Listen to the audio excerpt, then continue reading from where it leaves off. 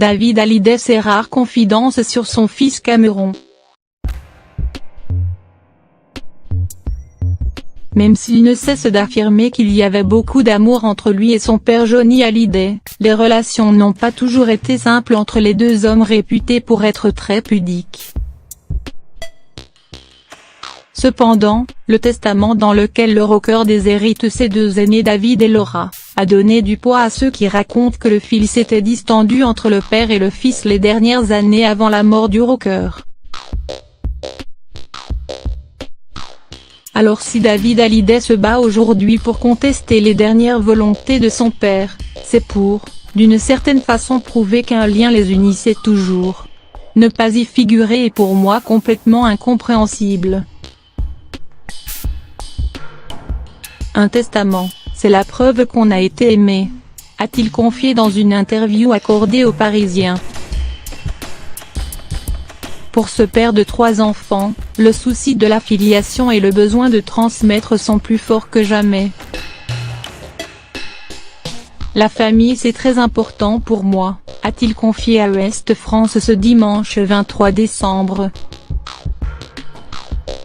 Celui qui se retrouve souvent sur les routes lors de ses tournées, tout comme son père, veille à garder le contact avec ses enfants, histoire sans doute de ne pas reproduire ce qu'il a connu étant enfant.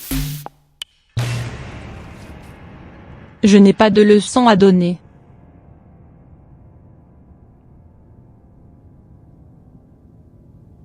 Je ne pense pas être un père exemplaire, je suis toujours sur les routes. Mais je sais qu'ils comprennent, on a une super relation. Je suis très fière des jeunes adultes que mes 2 grandes, Ilona qui a 23 ans et Emma qui en a 21 issus de sa relation avec Estelle Lefébure sont devenus. On garde le contact.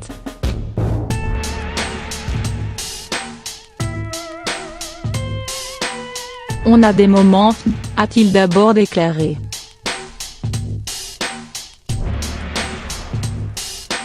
David Hallyday s'est également confié au sujet de son fils Cameron, 14 ans, fruit de son mariage avec Alexandra Pastor. Le petit est encore à l'école.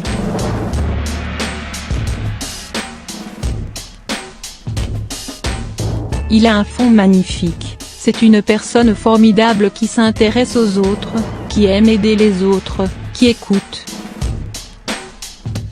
On est très proches, a déclaré David Hallyday visiblement très fier de son fils.